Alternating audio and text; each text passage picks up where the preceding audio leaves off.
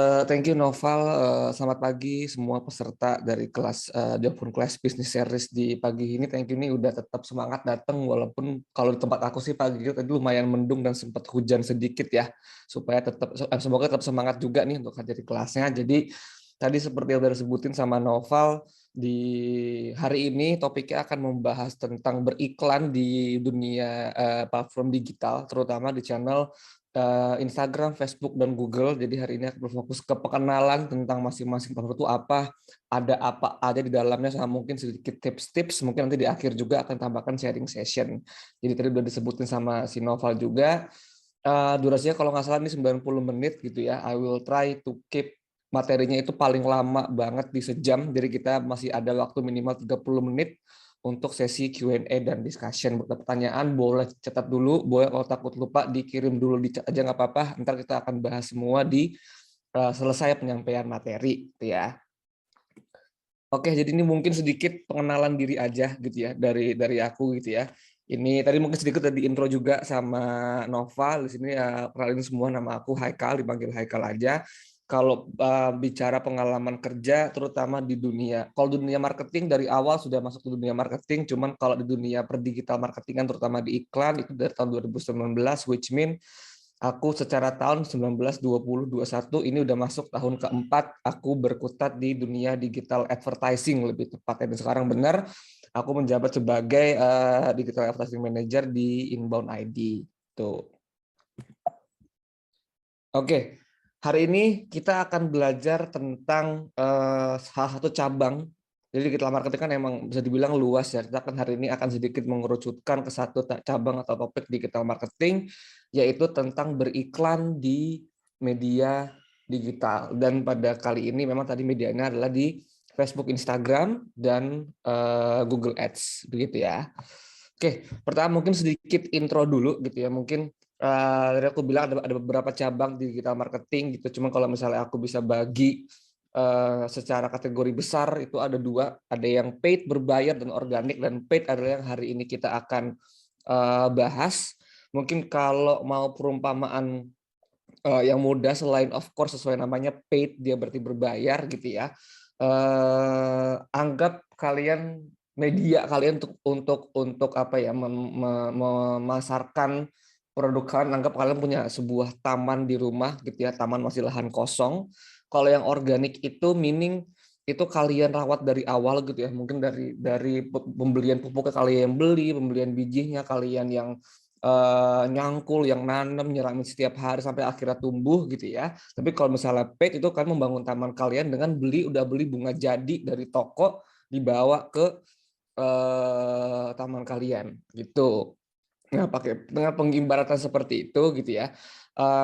Di sebelah kanan tuh ada beberapa benefit organik versus paid sosial media itu.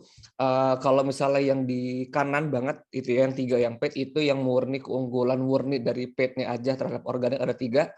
Reach a larger audience, target audience customers, dan drive leads and conversion. Ini kenapa bisa begini? Pertama, kalau reach a larger audience, ya namanya juga berbayar. Basically if you pay for something, for a service gitu kan, meaning you are paying for an extra service gitu ya, ekstra mungkin resultnya lebih cepat, dan dalam hal ini bisa reach audience yang lebih banyak gitu. Yang kedua ada target ideal customer. Ini mungkin masuk ke dalam flow kalau kita mau membuat sebuah iklan di platform Facebook atau platform Google Ads, di mana nanti mungkin akan dibahas lebih lanjut, cuman salah satu tahap pertamanya sebelum kita bisa menjalankan iklan adalah kita harus menentukan target audiens kita mau siapa, secara demografi, umur, lokasi, gender, mereka interest siapa aja, keywordnya apa ya, segala macam, sehingga menjadi keunggulan kedua, target ideal customer, karena emang di awal kita diwajibkan untuk mengatur itu. Berikutnya ada drive leads and conversion. Ini kenapa bisa kayak gini? Karena tadi ya, pertambahan dari yang poin 2, selain diwajibkan memasukkan ini customer-nya seperti apa yang ingin ditarget, sebelum menjalankan campaign atau kampanye di beriklan itu pasti di awal kita ditanya juga objektif atau tujuan dari iklan untuk apa. Dari situ kita bisa nanti masing-masing platform ada objektifnya itu untuk conversion. Jadi nanti secara algoritma lah ya, entah gimana mesin AI di belakang yang bekerja di belakang Facebook Ads dan Google Ads tahu kalau campaign ini itu bertujuan untuk conversion atau untuk sales misalnya. Jadi mereka akan memaksimalkan mencari orang-orang yang most likely akan melakukan conversion ketika melihat iklan kita, itu kurang lebih. Oke, intro yang kedua sedikit tentang paid media advertising ini mungkin bisa dibilang tipe gitu ya. Kalau tadi kan mungkin kita dibilang perbedaan antara yang paid sama organik. Kalau ini ada tadi ini paid organik tipe dari digital marketing gitu bisa dibilang ya ini.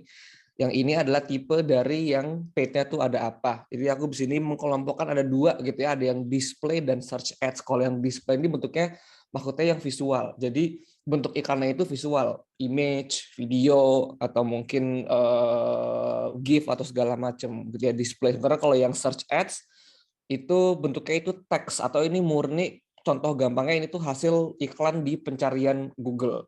Tok itu spesifik itu dan mereka berdua ini ada ciri khas dari metode approach-nya ya. Di sini bahasa itu ada push dan pull approach.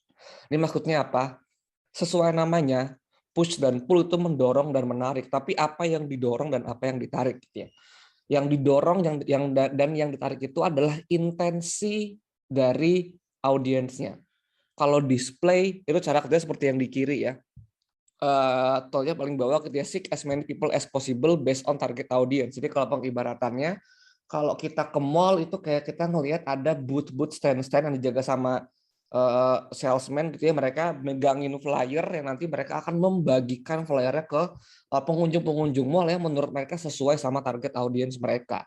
Jadi push atau mendorong intent di sini adalah itu orang lagi lalu lalang gitu ya, niat dia kan emang keliling mall, mungkin nggak ngelihat, mungkin dia sales bank, sales mobil atau apartemen, nggak ada niat.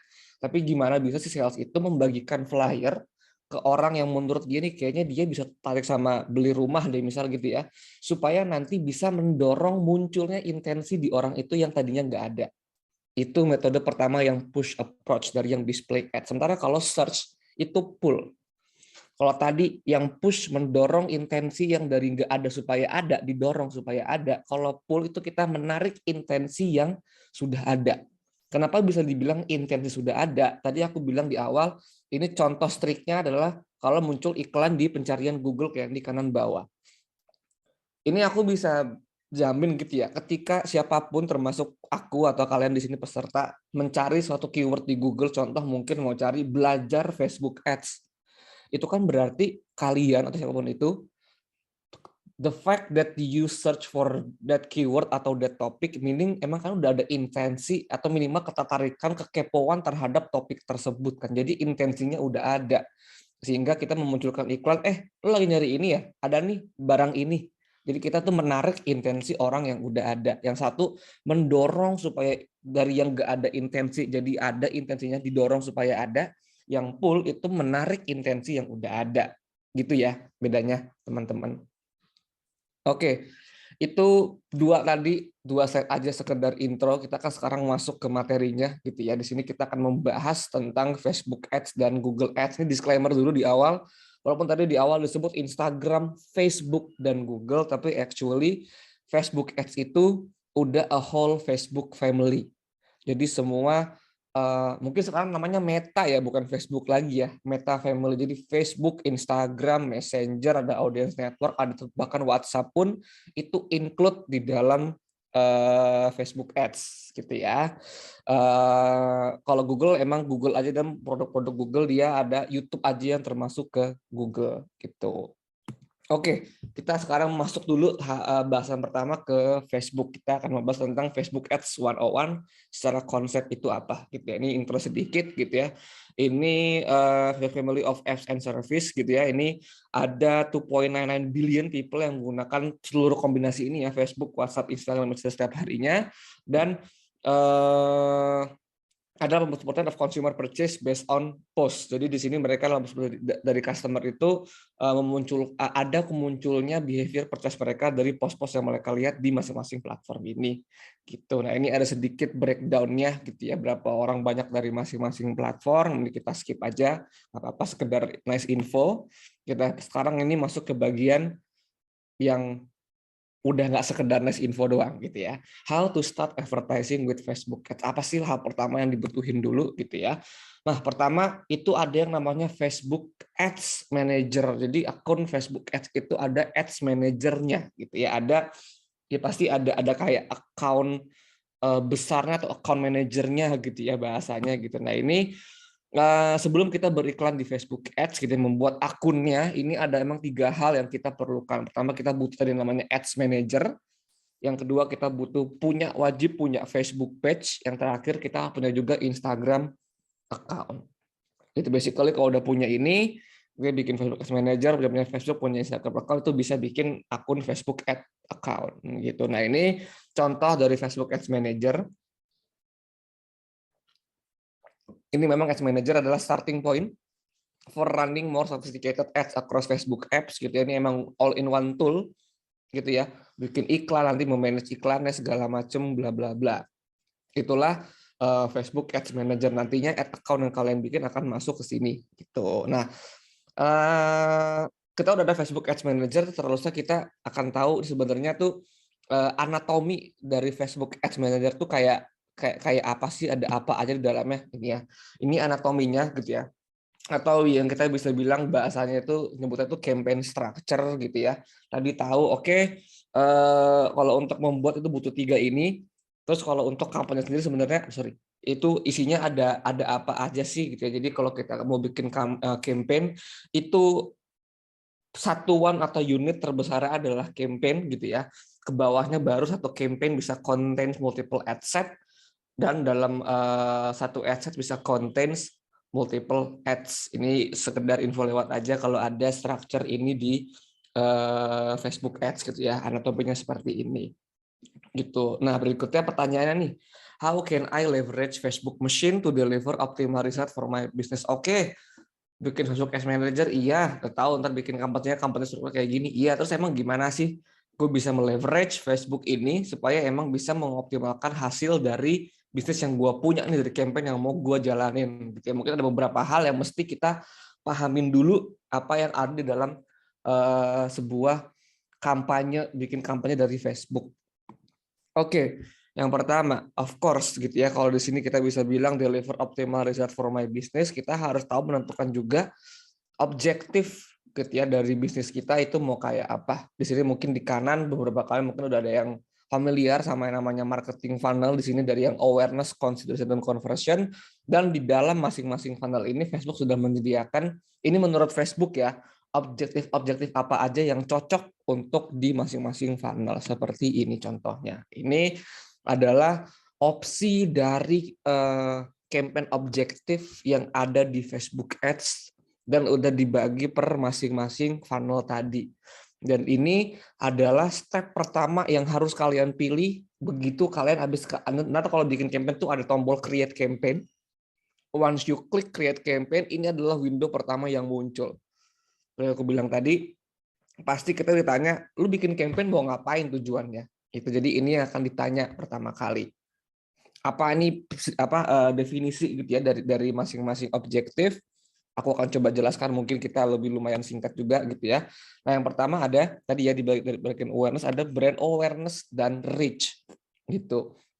Nah, kalau reach itu show ads to the maximum number of people in your audience while staying within your budget. Jadi menyebarkan iklan kita ke sebanyak-banyaknya orang yang mungkin kita bisa jangkau. Reach itu artinya adalah jangkau. Jadi menjangkau sebanyak-banyaknya orang. Sementara kalau yang brand awareness itu dia increase overall awareness. Nah, increase overall awareness kan berarti kan mungkin ada pertanyaan gimana ngitungnya kita udah berhasil meningkatkan awareness dari brand kita. Nah, ini memang salah satu metode unik dari Facebook. Jadi Facebook Ads itu punya matrix khusus untuk brand awareness, ini namanya ad recall. Matriksnya dia itu di mana aku nggak tahu apakah kalian pernah dapat apa enggak, tapi kalau aku tuh pernah dapat gitu ya. Jadi kadang-kadang tuh kalau lagi scrolling, lagi buka Instagram tuh di bagian atas ada sekedar notif, ada sekedar pokoknya muncul notif di paling atas kayak you have been chosen to take part in our survey. Itu aku pernah klik sekali, terus isinya tuh ikannya itu nanya lo ngerasa nggak pernah ngelihat iklan ini sebelumnya? Itu kasarnya kayak gitu. Jadi nanya tentang iklan yang pernah dia lihat, yang pernah Facebook kasih ke kita, mungkin kayak selama seminggu ke belakang. Ditanya ingat apa enggak tentang apa segala macam, bla bla bla. Sebenarnya itu adalah Google lagi mau menentukan ad recall. So, namanya kan ad recall, recall kan mungkin ingat nggak sama iklan ini. Facebook pengen ngetes ini, gue udah menjalankan iklan tentang brand ini ke orang-orang tersebut setelah seminggu iklannya gue kasih ke mereka, gue tanya ke mereka deh, lo inget nggak sih lihat iklan ini minggu lalu? Nah itu namanya ad recall. Jadi dia mengukur apakah udah naik atau belum awareness lihat itu kan. Jadi orang-orang yang tadinya nggak tahu dikasih iklan, minggu kemudian tanya inget nggak sama brand ini? Oh ingat, nah berarti kan awareness-nya naik. Jadi ini emang yang brand awareness matrix ad recall ini memang unik khusus yang Facebook bikin definisi mereka gimana mereka mau mendefine kalau brand awareness dari brand kan sudah naik gitu.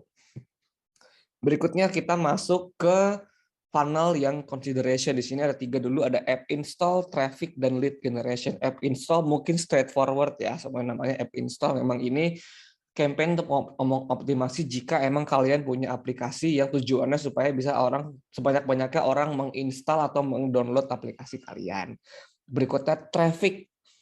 Ini meningkatkan kunjungan, traffic kunjungan ya, kunjungan ke apapun aset yang kalian punya. Di sini bisa site ya, website gitu ya, atau aplikasi atau messenger conversation gitu. Jadi di sini bisa ke website, kalau kalian mau meningkatkan kunjungan doang ke website kalian atau ke aplikasi kalian itu bisa. Beda ya sama app install, kalau misalnya kalian sama-sama punya app ya, kalau punya app install tuh orang mungkin sampai download mungkin udah masuk ke halaman download page di Play Store atau di App Store, Apple Store gitu ya, sampai ngeklik install atau download button. Sebenarnya kalau masalah traffic ya berkunjung aja gitu, berkunjung maksudnya sampai mereka buka halaman installnya aja, belum tentu sampai ke install. Yang penting kunjungannya banyak itu kalau traffic. Nah, yang ketiga ini lead generation. Nah, lead generation ini takutnya leads itu kan bisa dibilang sebuah kontak ya. Kita ninggalin kontak kita ke bisa tertentu. Ini biasanya berlaku untuk brand-brand atau ya brand-brand yang produknya itu dia sistemnya bisnis to bisnis B2B, atau mungkin dia bukan yang fast moving atau yang dibeli bisa secara gampang sama orang. Contoh yang paling mudah biasanya kalau orang tuh jualan mobil atau jualan rumah.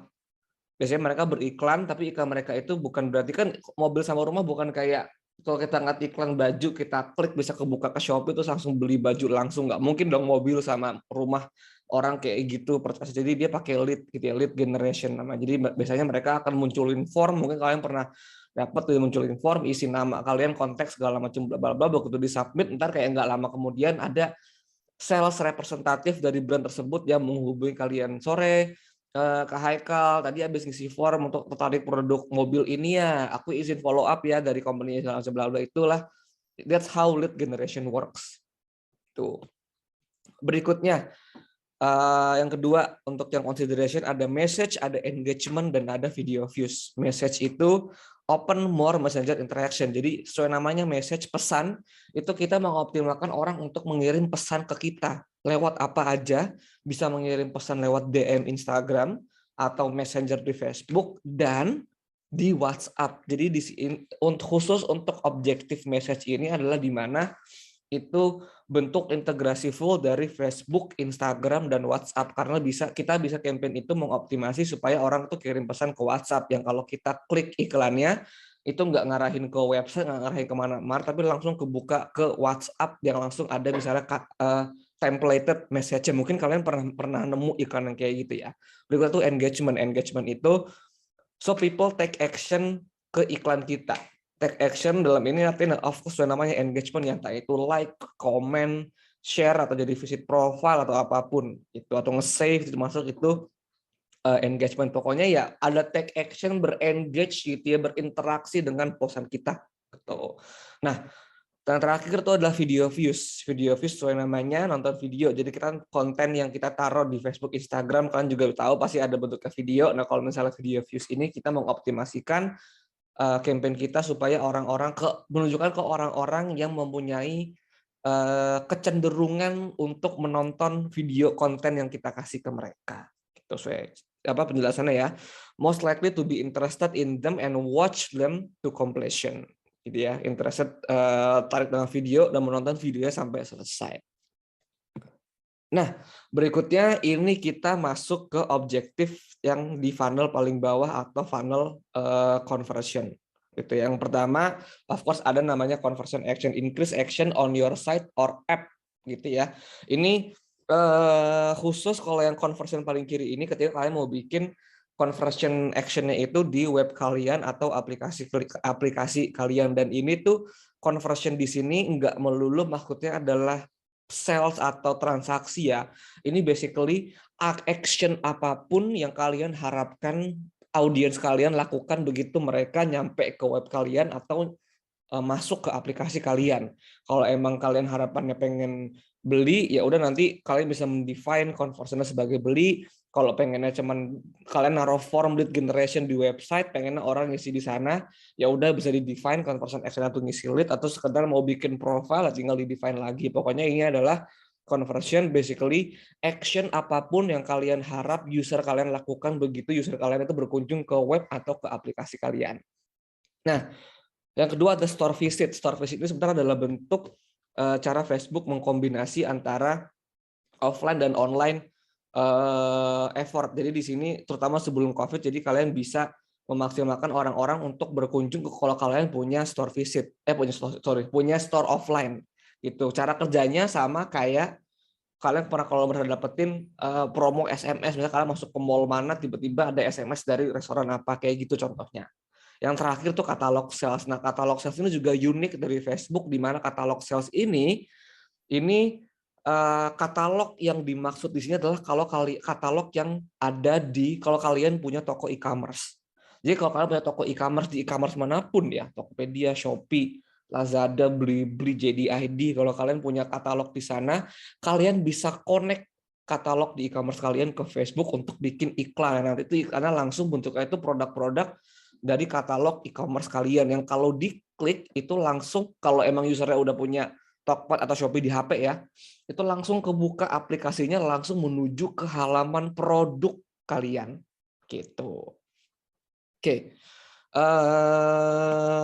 Berikutnya tadi masalah objektif udah selesai untuk leverage Facebook. Yang berikutnya adalah tentang audience. Nah, ada 3 tipe audience yang disediakan oleh Facebook Ads. Pertama ada core audience, kedua ada custom audience, ketiga ada lookalike audience. Apa itu? Core audience sesuai namanya audience inti. Disinilah kalian emang mendefine secara behavior apapun. Sebenarnya audience inti kalian itu siapa sih? Apa sih locationnya, demografinya, interestnya apa aja? Ini ada tambahan juga, sorry.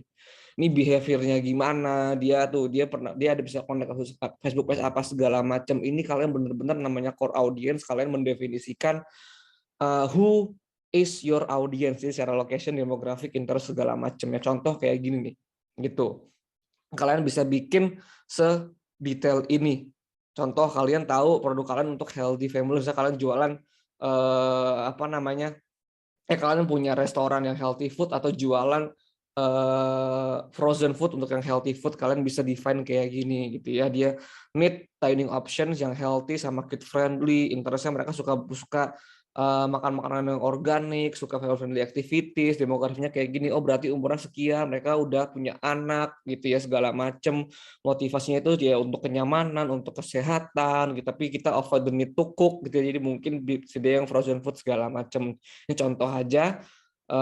Bisa sedetail ini kalian mendefine core audience kalian gitu ya. Oke, nextnya custom audience. Nah, ini keunggulan dari Facebook juga. Sebenarnya Facebook dan Google bisa melakukan hal yang sama. Jadi kalian bisa ibaratnya mengconnect your existing customer database ke Facebook. Ya, entah kalian mungkin emang punya data pembeli kalian secara email atau nomor HP bisa diupload ke Facebook. Tadi kalau misalnya kalian punya punya website atau punya aplikasi, itu bisa diintegrate ke Facebook supaya nanti audiens atau traffic gitu ya yang masuk ke web sama aplikasi kalian bisa ditangkap juga sama Facebook gitu ya, dan bisa kasih tahu juga all the activity yang dilakukan di masing-masing platform, di masing-masing aset maksudnya, web atau aplikasi. Nah, terakhir bisa juga combine data dari Facebook page atau Instagram account kalian. Jadi mau ngambil orang-orang yang udah pernah berkunjung ke profil kalian, atau orang-orang yang udah follow, atau orang-orang yang pernah melakukan interaksi dengan profil kalian, itu bisa dikonekin. Itu namanya custom audience gitu ya, based on your existing customer. Sebenarnya sumbernya ada 3. Bisa kalian punya list sendiri, email, nomor HP diupload, kalian ambil existing customer kalian dari orang-orang yang pernah berkunjung ke web atau ke aplikasi, dan orang-orang yang udah pernah berkunjung ke Facebook page atau Instagram account kalian. Nih contohnya ya, contact list, site visitor, app user, atau social media interaction gitu. Nah, berikutnya lookalike audience. Nah, lookalike audience sebenarnya adalah tahap berikutnya yang bisa kalian lakukan dari custom audience ini. Kan kalau kalian lihat custom audience ini semuanya adalah your existing customer kan. Contact list yang kalian punya, orang-orang yang udah pernah berkunjung ke web kalian, yang udah menjadi user aplikasi, dan yang udah berinteraksi sama sosial media kalian. Kalau lookalike audience, itu kalian mencari orang-orang baru yang memilih based on your existing customer gitu. Reach new people who are similar to your current customer, gini ya gitu. Jadi kalian kalau udah punya data-data ini, semua ini kalian bisa minta tolong ke Facebook, ibarat tolong dong bikin lookalike audience, cariin orang-orang baru yang memiliki behavior mirip with my existing customer gitu. Itu lookalike audience. Cara nge-prospect audience ya. Selain tadi of course di awal menentukan core audience-nya kayak apa, kita bisa bikin audience baru based on our existing customer menggunakan lookalike audience. Gitu. Berikutnya ke masalah budget, scheduling, and placement. Pertama kita belajar dulu how Facebook charge us. Jadi ada 3 pilihan opsi charging dari Facebook gitu ya. Bisa based on impression, bisa based on berapa kali iklan kita dilihat, bisa based on klik gitu ya, berapa klik yang ada ke web kita, ke iklan kita. Yang ketiga based on action. Jadi kalau tadi ini terutama kalau action ini untuk yang conversion ya. Jadi kalau kita bayar ketika Facebook udah berhasil membuat ada orang yang take action sesuai action yang kita harapkan tadi ya. Entah itu mau leads, entah itu mau purchase, entah itu mau regis, segala macam. Nah, opsi untuk kita ngeset budget itu ada 2. Tadi ingat ya, balik lagi ke structure-nya, ada campaign, dalam campaign ada multiple ad set, dalam ad set ada multiple ads. Di sini ini technical aja, mau kasih tahu kalau kita itu bisa ngeset budget itu di campaign level atau di ad set level. Bedanya apa gitu ya? Bedanya ya kalau misal kita punya multiple ad set dalam satu campaign, misal kita punya 3 ad set budget 3 juta gitu kan, mungkin ini kayak ada 2 train of thought sih, tapi ini nggak ada yang salah. Misal kita punya 3 ad set, pakai satu yang custom audience, satu yang core audience, misal satu lagi itu yang lookalike audience. Kita mau tahu mana yang lebih works misalnya gitu. Nah, ini sebenarnya gunanya ada 2 cara. Jadi ada orang yang pengen, oke, karena gue pengen tahu gitu ya, dari 3 audience ini, 3 asset mana yang paling works, oke, gue akan kasih ke mereka budget yang sama. Kalau kalian pengen kayak gitu, kalian pakai yang individual asset budget. Jadi kalian bisa ngeset di masing-masing asset itu 1 juta. Karena tadi total budget 3 juta. Sementara kalau yang di campaign gitu, kita setnya di campaign, tapi nanti pembagiannya itu bisa dipastikan nggak bakal rata.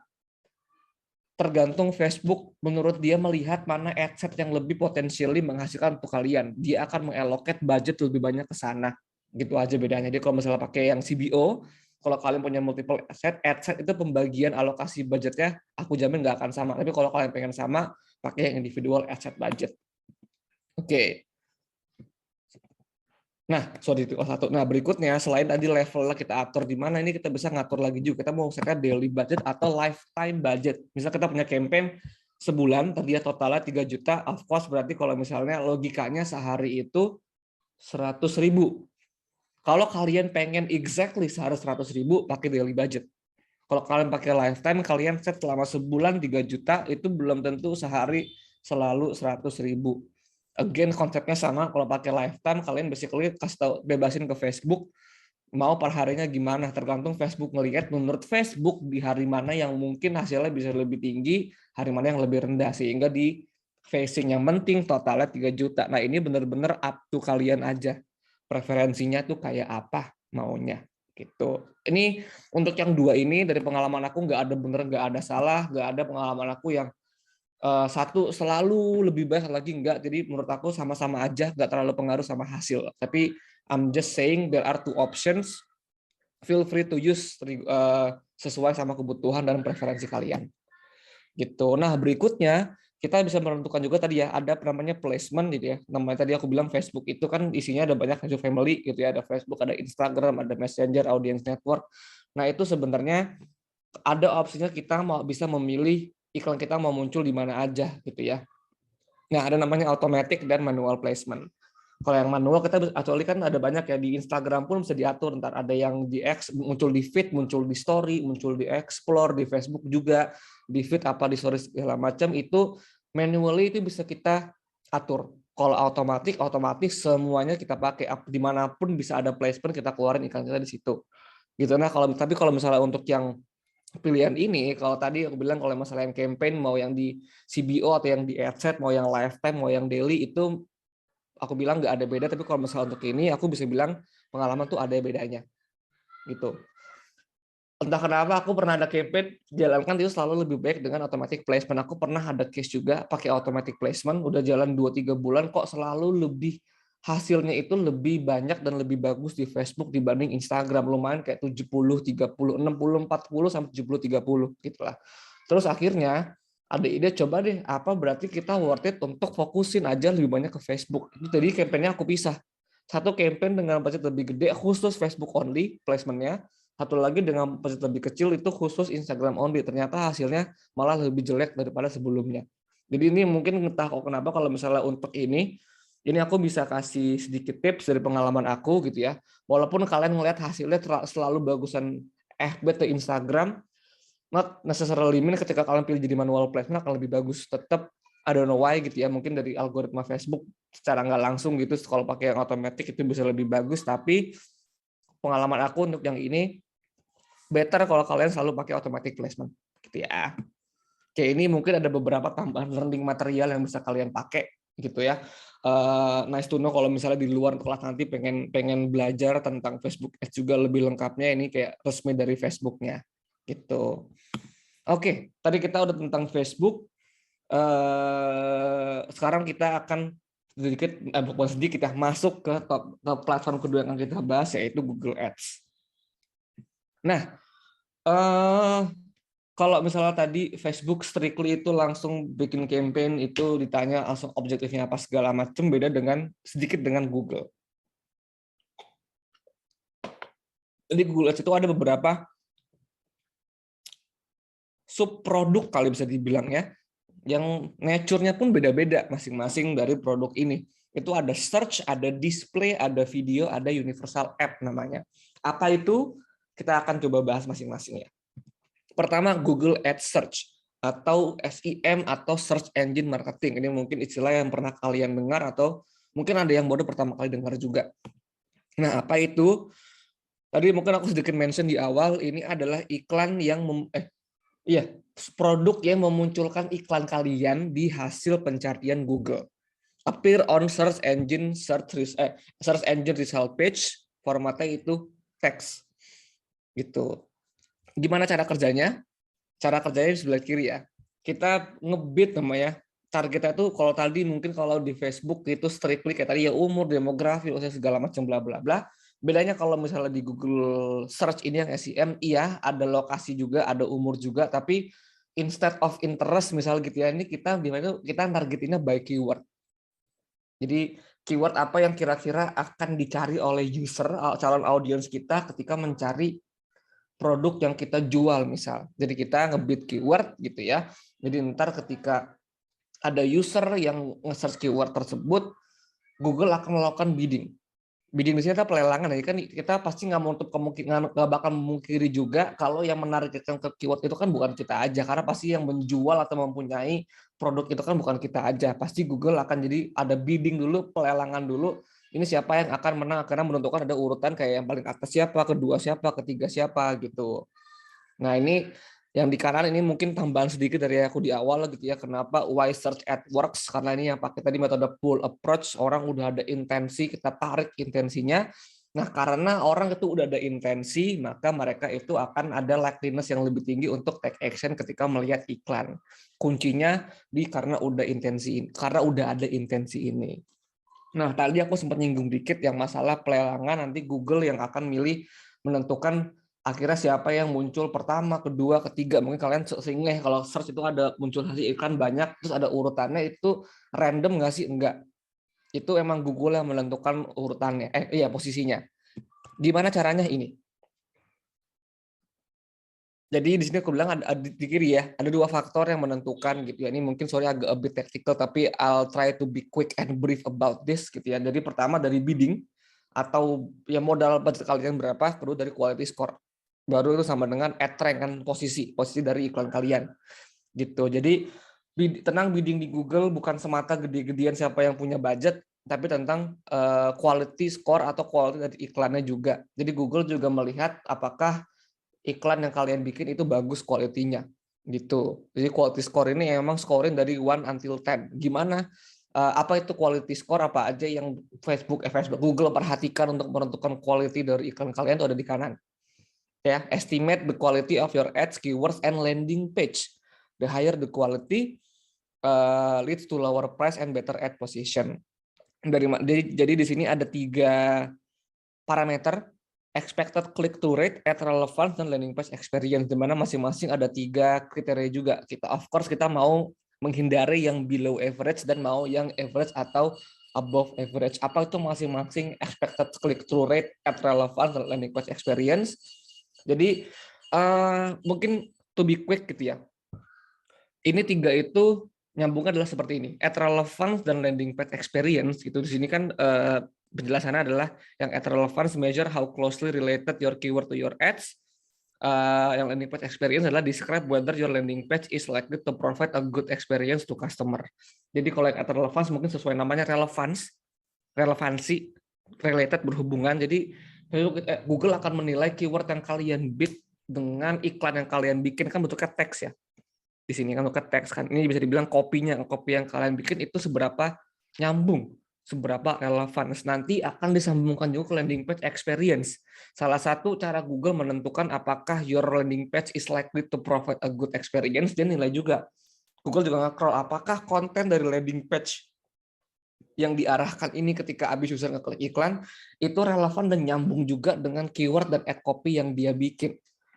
Jadi di sini kata kuncinya ada relevansi antara keyword yang kalian bid dengan ad copy yang kalian bikin dengan landing page yang kalian tuju. Kalau itu nyambung, itu akan bagus kualitinya. Nah, itu yang akan mempengaruhi expected CTR atau click through rate. Ini ada predicts whether your keyword is likely to lead to a click on your ads considering your past performance. Jadi Google akan lihat misalnya oh ini ad copy-nya udah relevansinya udah bagus, dan landing page juga harus sesuai topiknya sama apa yang di bidding keywordnya. Gitu, lama-kelamaan mungkin ini akan memperbaiki quality score kalian, iklan kalian akan lebih sering muncul di posisi atas, mungkin karena muncul di posisi atas, jadi lebih sering mendapatkan klik dari orang-orang. Nah itu lama-kelamaan nanti Google ngelihat, oh ini iklan nih makin kesini makin banyak nih yang ngeklik, sehingga nanti Google akan forecast ke depannya, kayaknya ke depannya expected click through rate-nya, likeliness iklan kita diklik sama orang akan meninggi. Nanti akan meninggi expected CTR. Jadi itu ya, gimana Google menilai quality dari iklan kalian dan gimana ketiganya itu masing-masing parameter itu bisa saling mempengaruhi sama lain. Gitu. Oke, itu sedikit intro tentang Google Search. Yang berikutnya kita masuk ke produk kedua, yaitu Google Ads Display. Sesuai namanya, ini masuknya tuh ke display. Cara kerjanya bisa dibilang bentuknya sama kayak di Facebook gitu ya, yang Facebook Ads gitu ya, iklan muncul di tapi bedanya itu placementnya. Kalau misalnya Google Ads, Facebook Ads itu ya iklannya kalian ngeliat di feed Instagram, di story Instagram. Tapi kalau misalnya yang Google Display Network itu enggak. Itu di website yang ada di internet sana gitu. Di sini bilangnya publisher yang ada di luar sana yang udah masuk atau ya bekerja sama mungkin dengan Google, jadi masuk ke display networknya Google. Jadi mungkin kalau kalian lagi sering browsing nih, kayak contoh di kanan ya, browsing di apa segala macam, suka muncul iklan kayak contoh kayak di Kompas ada iklan, di atas baca berita suka tengah-tengah suka ada iklan, atau kalian baca Line Today tengah-tengah ada iklan, itu bisa jadi termasuk ke iklan Google Display Network kayak gitu contohnya. Gitu. Nah, ini salah satu poin keunggulan poin yang dijual banget sama Google Display Network adalah network dia itu besar banget. So propertinya tuh banyak, dia web's biggest properties gitu ya. Dia termasuk ke Gmail, contohnya kayak gini. Kalau kalian nge di Gmail, kalau kalian buka inbox di atas suka ada iklan. Itu walaupun bentuknya kayak inbox, tapi kalau kalian klik kan kalian buka bentuknya display kayak gini, jadi termasuk ke display ads. Di kanan kalau kalian di YouTube, kalau kalian scroll suka ada iklan bentuknya display, masuk ke display ads gitu ya. Kalau kalian punya produk Google Feed, terutama di HP Android kalian baca-baca berita, di tengah-tengah suka ada iklan, masuk ke GDN yang di kanan, of course nih yang tadi aku bilang di awal, kalau kalian lagi browsing website dimanapun suka ada iklan tengah-tengah muncul, itu kemungkinan besar masuk ke GDN atau Google Display Network. Jadi ini emang selling point-nya dia, networknya udah besar banget di mana-mana ada. Jadi kayak dia tagline-nya kayak reach your potential customer wherever they are. Dia pede bisa bilang wherever they are karena mereka punya properti publisher yang luas dan banyak gitu ya. Berikutnya, selain dia placementnya opsinya tempat publisher ada luas dan banyak, dia juga menyediakan format tuh yang banyak, format bentuk iklan. Mungkin kalau misalnya di Facebook ya udah ya cuma sekedar kotak doang, atau kalau misalnya di story bentuknya vertikal, udah tok itu aja. Warnanya juga kalau yang vertikal 9:16 cuma sebesar layar HP. Kalau yang di feed ya udah kotak aja 1:1 atau 4:5. Tapi kalau display network ini bentuknya tuh banyak banget. Bisa kalian lihat di kios, contohnya ada yang kotak, ada yang vertikal memanjang ke samping, ada yang ke bawah gitu ya. Jadi ini bisa fit in so many, nyempil in so many. Tiba-tiba kayak tadi makanya bisa muncul di tengah-tengah apa, muncul di sebelah kiri, di sebelah kanan, apa segala macam. Mungkin kalian suka nemunya supaya lumayan aneh-aneh bentuknya kayak ini gini misalnya. Ada yang di bagian atas bener panjang lumayan gede, ada yang di bawahnya lebih kecilan lagi bentuk bentarnya. Jadi selain dia propertinya itu banyak publishernya, fit in so many, placementnya juga banyak karena ukuran dari display-nya dari image-nya itu beragam gitu. Oke, berikutnya how can we target our audience? Ini lumayan sedikit beda ya. Mungkin kalau misalnya tadi di Facebook ada pembagian jelas ada custom core sama lookalike. Kalau ini tuh kita mendefine-nya kayak gini. Kalau di Google. Sorry. Next sih, aku break lagi. Sorry. Kenapa aku nggak bisa? Ntar aku stop sharing sebentar ya.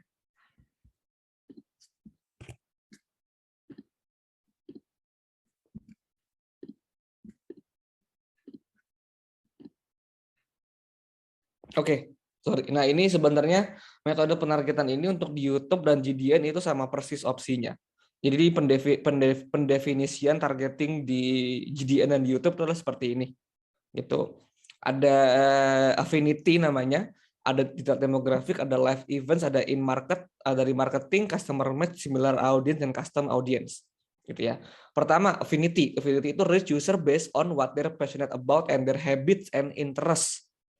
Ini jadi Google juga bisa melihat perilaku orang, sama sebenarnya kalau kayak di Facebook, cuma kalau di Facebook kan dia mendefinisikan interest dan behavior based on activity user di platform Facebook atau Instagram ya. Tapi kalau misalnya di Google Display Network atau di YouTube ya udah, kalau di YouTube berarti based on interestnya di YouTube dan behavior di YouTube. Kalau di Google Display Network ya dia behavior browsing dia itu kayak gimana kalau misalnya di internet itu. Kalau di demographic ini sama, nggak beda, define by gender, by umur, marital status, income, location, segala macam. Nah, live events, sesuai namanya, live event when they are in the midst of important life milestone. Misal dia recently married, dia retiring soon, atau dia lagi mau purchasing rumah, segala macam. Nah, yang bawah itu in market research user based on their recent purchase intent. Jadi itu kayak lebih spesifiknya dari affinity. Maka misalnya kalau masalah affinity, mungkin itu example-nya kategori-kategori yang lebih besar ya. Food, home, teknologi, transportation. Sementara kalau misalnya yang in market, karena dia based on their recent purchase intent, itu lebih spesifik produknya. Komputer, sportswear, music, concert gitu ya, life insurance, lebih spesifik dibanding yang affinity, yang lebih besar-besar kategorinya. Nah, ini yang bawa remarketing, customer match, similar audience ini sebenarnya mirip kayak custom audience dan look alike audience dari Facebook. Sebenarnya remarketing dan customer match itu sama dengan custom audience di Facebook, cuma dibagi dua. Kan tadi kalau misalnya yang di custom audience di Facebook ada salah satu caranya adalah upload kontak data atau kontak list. Nah, itu kalau di sini namanya customer match, dipisah di Google. Terus tadi di sana ada orang-orang yang pernah ke website, orang-orang yang pernah ke aplikasi, orang-orang yang pernah masuk ke FBIG kalian, itu masuk ke remarketing. Reach user that have interacted with your business, website visitor, page buyer. Jadi kalau custom audience yang di Google itu kayak pembagian dua dari yang di Facebook. Jadi kalau misalnya di Facebook itu gabung gitu ya, yang mau yang contact list, mau yang dari website, kalau misalnya di Google dipisah. Yang dari contact list namanya customer match, yang dari website atau aplikasi itu namanya remarketing. Nah, berikutnya similar audience. Ini persis look like audience di Facebook, cara kerja apa segala macam bla bla bla, beda di namanya aja. Nah, tapi kalau di Google di sini custom audience namanya adalah ini bukan custom dalam artian kalau kalian udah punya formula gitu ya, affinity-nya ABCDE, detail demografiknya ini, live events-nya ini, ABCDE, in market-nya ABCDE. Kalau kalian udah punya kayak kombinasi fix kayak gitu, kalian bisa nge-save settingan audiensnya, itu yang namanya custom audience kalau di Google gitu ya. Jadi secara konsep pasti sama, cuma mereka beda naming-nya aja gitu. Jadi agak mungkin hati-hati, juga agak tricky gitu. Nah, berikutnya kita masuk ke Google Ads Video. Jadi salah satu subproduk dari Google Ads yang ad formatnya atau bentuk iklannya strictly video. Dan of course, kalau kita bilang strictly video di produk Google, kita ngomongin tentang YouTube. YouTube Ads gitu ya. Di sini YouTube ada tahun 2018 kita bisa lihat gitu ya. Jangkauannya sudah ke urban city, bahkan sudah seimbang dengan TV-TV nasional. Ini ada apa namanya? Contoh ad format YouTube, mungkin kalian sering menemukan beberapa tipe iklan yang berbeda di YouTube. Ada yang bisa kalian skip, ada yang enggak, ada yang durasinya berapa lama segala macam. Ini adalah opsi-opsi ad format yang ada di YouTube. Mungkin untuk mempersingkat waktu, kalian bisa baca sendiri nanti gitu ya. Ini ada ad formatnya apa aja, ada penjelasannya di bawah.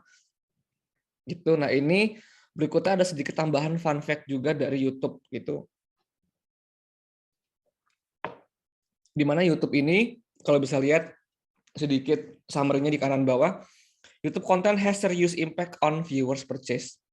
60% dari orang Indonesia menyatakan YouTube membuat change their purchase intention. Jadi mungkin dia itu akhirnya teryakinkan untuk milih suatu produk, mungkin dari tadi dia punya berapa pilihan produk, akhirnya dia kepilih satu, itu 60% menyatakan itu gara-gara YouTube mereka akhirnya bisa milih produk A. Gitu ya. Ini mungkin fact yang lain bisa kalian baca juga gitu ya. YouTube fun facts di sini. Pokoknya intinya itu Indonesians loving what they see on YouTube, captivated by YouTube, dan bahkan 60% dari yang nonton YouTube mengatakan YouTube yang mempengaruhi mereka akhirnya untuk menentukan produk apa atau jasa apa atau merek apa yang dia beli untuk barang yang dia lagi cari. Itu ya. Oke, terakhir Google Ads Universal App Campaign. Sesuai namanya, ini wabil khusus banget kalau kalian itu punya objektif di Google untuk install aplikasi. Jadi kalau kalian tuh dari objektif di awal untuk install aplikasi, kalian pasti banget kudu wajib musti pilihan yang ada untuk pilih subproduknya tadi ya, antara display, search, YouTube sama ini doang bisa kalian pilih. Kalau kalian objektifnya app install. Nggak mungkin kalian di awal pilih objektif app install tiba-tiba pakai search ads, nggak mungkin. Pasti diarahin ke pakai Google Ads Universal App Campaign atau UAC kita bilang ya. Ini khusus kalau kalian mau tujuannya adalah app install campaign. Gitu. Dan ini dia adalah automated campaign. Ini benar-benar automated campaign karena ketika kalian ngeset campaign untuk yang app install ini, kalian cuman perlu milih kayak mana aplikasi kalian, budget kalian berapa, mau jalan dari kapan sampai kapan, sama kalau nggak salah cuma nentuin dari lokasi, umur, sama gender. Udah, itu aja yang kalian bisa set. Nggak ada tuh yang namanya ngeset tadi yang affinity audience, in market segala macam, based on interest, berapa itu nggak bisa. Gitu, remarketing segala macam itu nggak bisa, nggak ada tuh opsinya. Jadi benar-benar yang kalian bisa setting cuman umur, gender, lokasi, dan budget.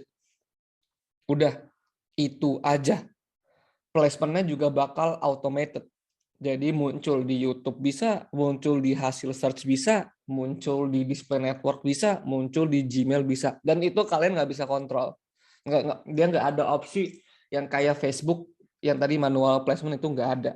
Karena tadi di sini yang aku buat adalah ini automated campaign. Kalau kalian pakai app install di Google. Jadi ya menurut Google adalah dia kayak gini supaya Google bisa benar-benar memaksimalkan hasil dari campaign app install kalian, katanya sih begitu kata Google. Nah, ini tadi ya itu kemudian ada select di app, budget sama schedule. Nggak usah tadi yang masalah placement segala macam kalian nggak bisa pilih gitu. Nah, ini ada beberapa of course keuntungan kelebihan gitu ya. Sorry, sama aja keuntungan kekurangan kerugian gitu. Keuntungan kerugian memakai automated campaign ini gitu ya. Nah, keuntungannya itu easy setup gitu ya, nggak usah pakai di sini ini technical banget emang SDK segala macam bla bla. Jadi maksudnya kalau kita ngeset buat app install kita harus semacam kayak mengintegrasikan aplikasi kita ke platform dari iklannya entah Facebook entah Google gitu ya. Tapi kalau misalnya di Google itu nggak usah, terutama kalau emang aplikasi kalian itu mau targetin khusus buat Android user yang sama-sama itu biasanya Google karena Google Play Store itu nggak usah ada integrasi apa-apa sama sekali, bener-bener tinggal cari aja nama aplikasi kalian apa selesai. Nah itu secara CP atau cost per install itu bisa lebih rendah gitu ya, karena tadi Google bilang karena automated ini dia bisa mengoptimize campaign-nya banget gitu. Sama yang paling sama eh, yang lain of course saya bisa optimize in app action segala macam bla bla bla, tapi kerugian atau kekurangannya gitu ya. Nah di sini kekurangannya adalah tadi ya kalian nggak ada kontrol khusus ke audiens. Pokoknya inti dari kekurangannya adalah ya kalian sebenarnya pasrah sama apapun Google yang hasilkan segala macam, dia nargetin ke orang siapa segala macam bla bla, kalian pasrah nggak bisa ngapa-ngapain, bener-bener pasrah cuman jalan ngeset budget abis dari sekian sampai dari tanggal sekian sampai sekian abisin sekian juta udah.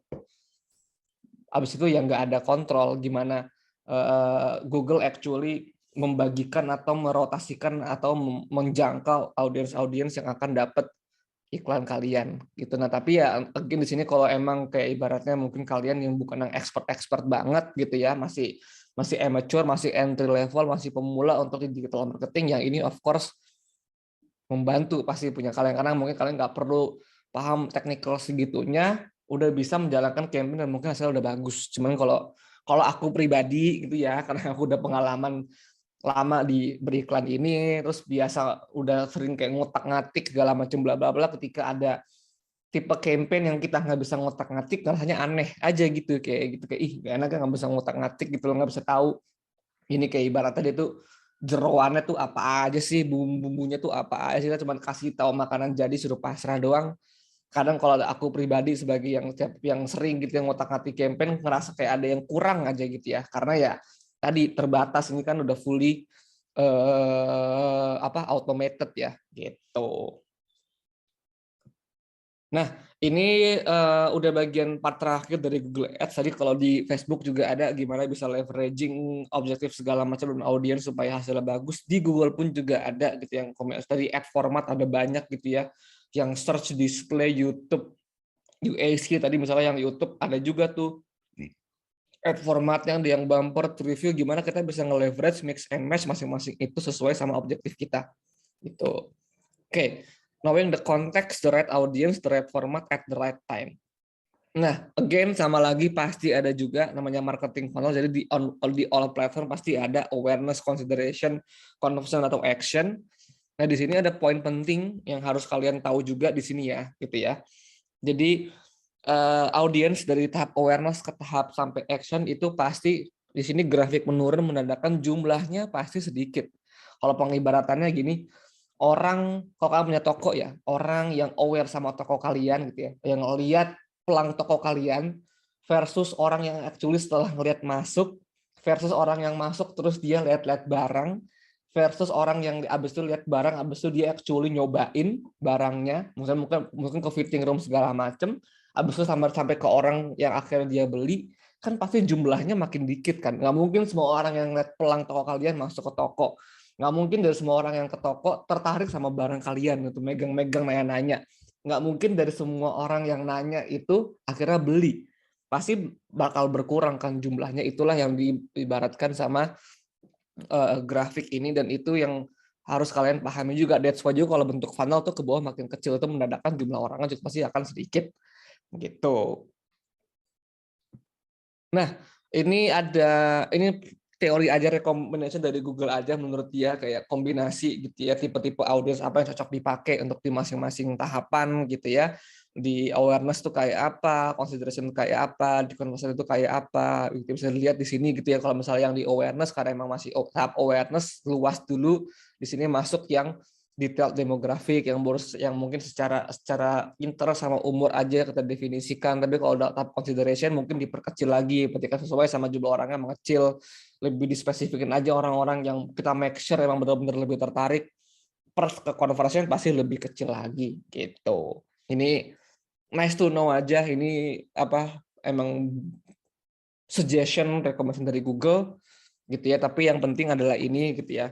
Sama tadi kayak di Facebook juga ada 3 tipe audiens, itu dipakai semuanya. Ini juga dipakai juga sama gitu ya, terutama ada all the power of search intent di Google di sini. Kalau tadi kalian mungkin penasaran terutama di sini ya. Tuh. Gimana sih orang bisa tahu yang in market based on their recent purchase intent, apalagi yang live events, dia recently married, dia recently retired, apa segala macam bla bla bla. Salah satu keuntungan targeting dari Google gimana dia mendefine behavior dan interest customer mereka atau audience mereka adalah karena mereka punya platform Google Search itu. Jadi kalau salah satu mendefinisikan dia gitu ya, habis mau beli apa, atau dia kayak habis nikah atau mau nikah atau mau beli rumah, lihat aja search behavior dia akhir-akhir ini nyari apa gitu, nyari komputer komputer terbaik untuk kerja di rumah, kan berarti dia recently purchase intentnya mau beli komputer, atau cari wedding best budget wedding venue di Jakarta, kan dia mau nikah berarti. Rumah murah di daerah di sekitar Jakarta, kan dia mau beli rumah berarti. Nah itu itulah menurut aku juga keunikan targeting dari Google, karena mereka punya tools mesin pencari, jadi mereka bisa mendefine nggak sekedar behavior atau interest orang, tapi ini orang tuh kira-kira lagi mau ada tahap apa di hidupnya berdasarkan search intent tadi. Makanya ini jangan lupa juga mengkombinasikan emang semua data audience dari Google juga selain di Facebook. Apalagi yang terakhir, makanya aku agak bold warna biru juga, all the power of Google search intent. That's why Google mungkin bisa sampai mendefine yang affinity sama in market segala macam berdasarkan search behavior dia akhir-akhir ini kayak apa.